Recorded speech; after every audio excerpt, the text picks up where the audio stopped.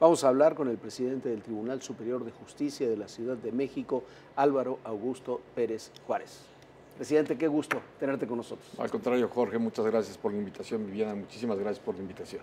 Hemos platicado en otras oportunidades fuera de cámaras y decíamos lo importante que es para la gente, sí, la justicia, sí, en mayúscula, pero la justicia cotidiana, la de todos los días, la que afecta cotidianamente a millones y millones de mexicanos, sobre todo en una ciudad como esta, tan diversa, tan plural y con tantas problemáticas diferentes, ¿no? Es cierto, efectivamente, la justicia debe ser una justicia democrática, es decir, una justicia al servicio de la gente y para la gente, una justicia sencilla, una justicia ágil, una justicia oportuna, en fin, lo que debe ser una justicia en una gran ciudad. ¿Tenemos una justicia de esas características en la Ciudad de México? Caminamos hacia ello, siempre lo he expuesto y lo reiteraré una vez más, en justicia nunca va a ser suficiente. Afortunadamente ha venido un cambio de modelo importante en todos los órdenes a partir de la reforma constitucional de 2008, después con una reforma tan importante como la del 2011, y viene avanzando la justicia a pasos agigantados, irreversiblemente y afortunadamente hacia la oralidad, y siempre bajo el parámetro de un marco jurídico adecuado, un marco jurídico que tendrá que irse adecuando y modernizando, y sobre todo tener como paradigma, tener como marco de referencia siempre el respeto irrestricto a los derechos humanos. Presidente, hemos dicho muchas veces que con este nuevo sistema de justicia tenemos a muchísimos más delincuentes en la calle. El nuevo sistema no es que aumenten o disminuyan los delincuentes. La delincuencia es un fenómeno social que depende de causas de origen y que en función de esas causas de origen se da la criminalidad. La función en materia de justicia, como también lo es en materia de prevención y de procuración de justicia, es que a partir del nuevo sistema se tiene una visión totalmente diferente a la que se venía manejando. Partimos específicamente del principio de la presunción de inocencia, un principio que siempre debió de haber regido en materia penal, porque uno es inocente hasta que le demuestren lo contrario.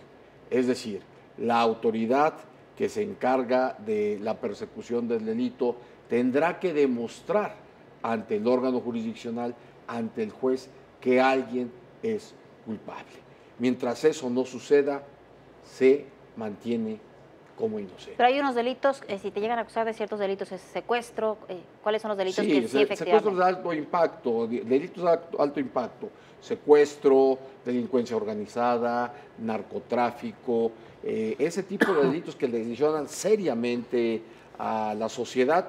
En esos casos, ¿qué es lo que sucede? Bueno, pues el propio marco legal maneja la prisión preventiva oficiosa. Y claro, por el daño que esto representa, tendrán que seguir el proceso recluidos.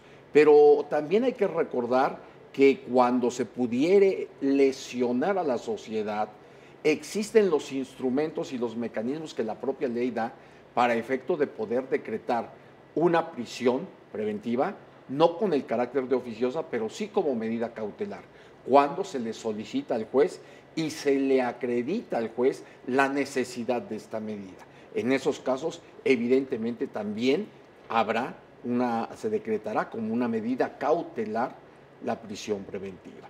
Todos los demás casos, hay que recordar, fuera de todo esto que acabo de señalar, los demás casos se tendrán que seguir en libertad. A ver, hay distintos actores de la vida política nacional, el propio jefe de gobierno Miguel Ángel Mancera, Renato Sales, que han pedido adecuaciones al nuevo sistema, sin descalificar el sistema, porque hay una coincidencia general que es un sistema que representa un avance para la justicia en nuestro país, pero que hay que hacer adecuaciones, por ejemplo, en el delito de portación de armas, en 2, 3 delitos que terminan, o incluso en algunos temas del debido proceso. Hay que hacer esas adecuaciones, hay que esperar un poco más, hay que esperar que el sistema madure para realmente poder evaluarlo. Quienes hacen justicia todos los días, ¿cómo ven el sistema y cómo ven su futuro? El sistema, como lo ha señalado Jorge, es un sistema adecuado. Es mejor tener un sistema garantista de los derechos humanos, recordando que derechos humanos no nada más tienen los indiciados, también lo tienen las víctimas. Claro. Pero por eso digo que es un buen sistema. Como todo sistema, evidentemente tendrá que irse adecuando a las necesidades sociales, a los requerimientos sociales, pero sobre todo a los reclamos sociales justificados. Existen características en algunos hechos en los cuales forzosamente tendrá que revisarse este marco legal.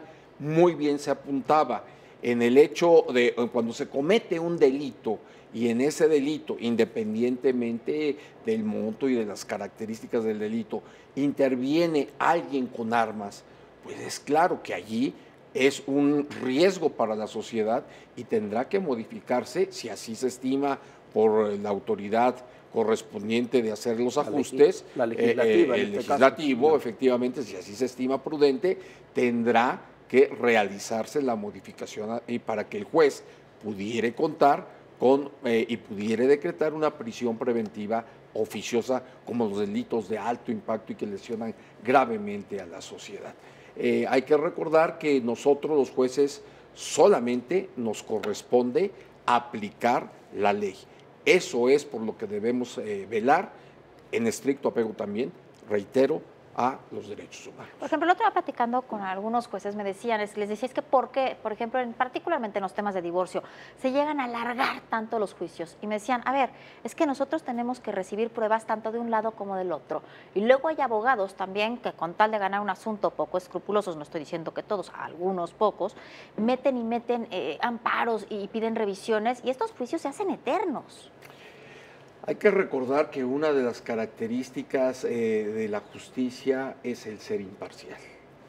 Y el ser imparcial incluye, evidentemente, escuchar a las dos partes, ver las dos posiciones, ver cómo viene la confrontación y dar la oportunidad de probar.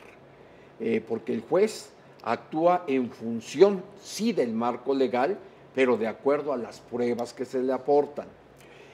Todos los excesos son malos. La legislación tiene mecanismos específicamente de defensa y de revisión de las resoluciones jurisdiccionales, pero cuando de estos recursos se abusa es cuando se hacen evidentemente unos juicios largos, tortuosos, por más que el órgano jurisdiccional quiera acotarlos, quiera limitarlos.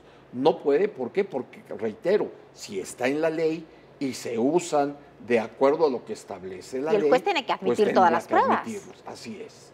Ahora, en este mecanismo, regresemos un poco al tema de la justicia cotidiana. En el nuevo sistema hay algo que es muy interesante, que evita llegar precisamente a juicios en muchos ámbitos, que es la posibilidad de mediación entre las partes.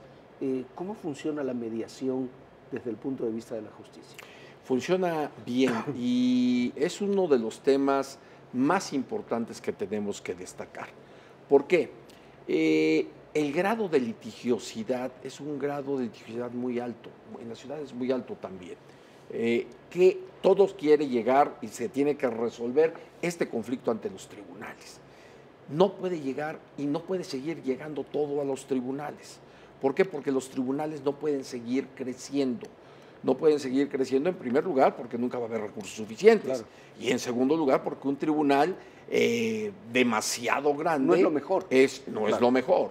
Se torna en un tribunal ineficiente inclusive. Pero tenemos que voltear, tenemos que ver otros medios más civilizados de encontrar la solución a las controversias. Y uno de esos es específicamente la mediación. A ver, platicamos, por ejemplo... ¿Qué tiene de importante la mediación? La mediación es cuando las partes que tienen un conflicto son ellas mismas quienes arriban a la solución, no es una solución impuesta por un tercero. Entonces se podría preguntar válidamente, bueno, entonces el mediador, ¿qué papel juega?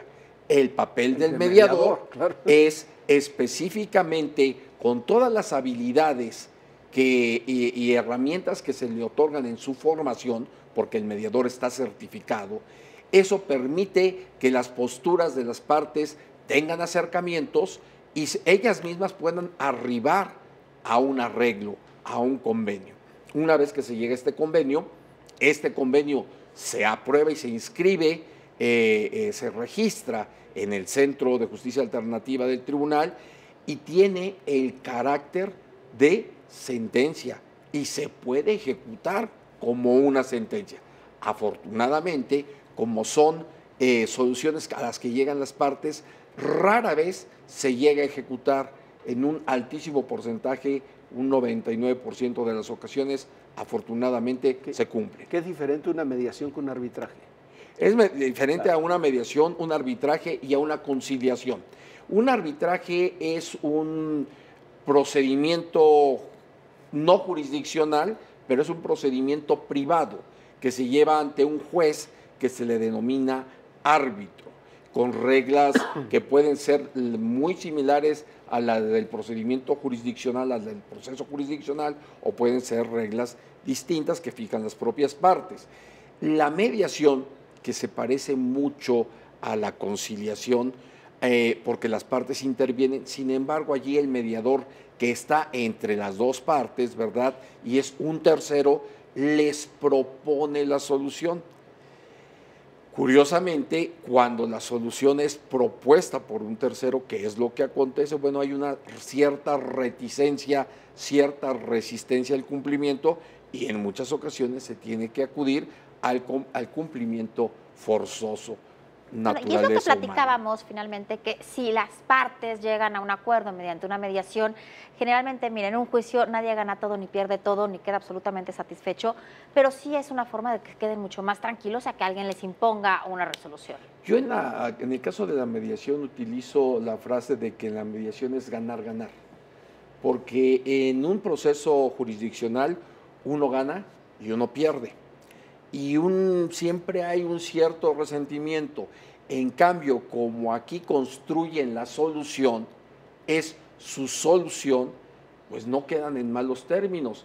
Y por ejemplo, en materia mercantil, en muchas ocasiones quien tiene un conflicto de esa naturaleza y llega a la mediación, inclusive después de eso, siguen haciendo negocios, porque no se sienten agraviados. Porque no se rompe. No se llega a un acuerdo. Se llega a un acuerdo. Nos quedan unos minutos y hay un tema que no quiero dejar fuera. Luego de los sismos, muchos edificios públicos sufrieron daños en la Ciudad de México y en el resto del país, pero no deja de asombrarme la rapidez con que el Tribunal Superior de Justicia y sus distintas instancias volvieron a funcionar después de los sismos, a pesar de que tuvieron daños importantes en su infraestructura. Así es. Debo reconocer que todos los operadores jurídicos, jueces, magistrados, secretarios, auxiliares administrativos, todos los operadores jurídicos realmente están comprometidos con su función, saben lo delicado que esta es y se incorporaron prácticamente de inmediato. Y se perdieron inmuebles. Sí, se nos dañaron, aun cuando no estructuralmente, pero sí se nos dañaron en plafones, acabados, cristales, en fin, no podíamos utilizar esos inmuebles, se nos dañaron un aproximado de 55,000 metros cuadrados. Es una muchísimo. cantidad muy importante. Afortunadamente, reitero, con la unidad de todos los operadores jurídicos, se pudo mantener el servicio de justicia, se hicieron las reubicaciones, se tomaron las medidas indispensables y oportunas para esto y prácticamente, quiero decir, por ejemplo, en materia de justicia penal, los términos constitucionales y el Instituto de Ciencias Forenses no pararon ningún día. O sea, en ese sentido la justicia no se interrumpió y prácticamente todas las demás áreas a la semana siguiente estábamos ya trabajando a un 95%. Hoy está al 100%. Hoy está desde principio de año, afortunadamente, estamos trabajando al 100%, lo decimos con mucha satisfacción y quiero hacer un reconocimiento a todos los empleados, a todos los trabajadores, a todos los colaboradores, a los jueces, a los magistrados, a todos los operadores jurídicos de esta Casa de Justicia. Nos queda exactamente un minuto. A ver, el objetivo de tener una justicia rápida, expedita, ¿se puede cumplir? Claro que se puede cumplir y se debe cumplir en el día a día. Yo lo he dicho siempre, la legitimación del Poder Judicial, de cualquier Poder Judicial, y evidentemente la legitimación también del Poder Judicial de esta ciudad es en función de sus determinaciones. Presidente, muchísimas gracias. No, al por contrario. Presidente, acompañarnos muchísimas esta gracias. noche. Muchísimas gracias y gracias por la oportunidad de poder compartir con su público, con el auditorio, esto que es muy importante, la justicia. Por supuesto, muchísimas gracias. Muchas gracias. Vamos a ir a una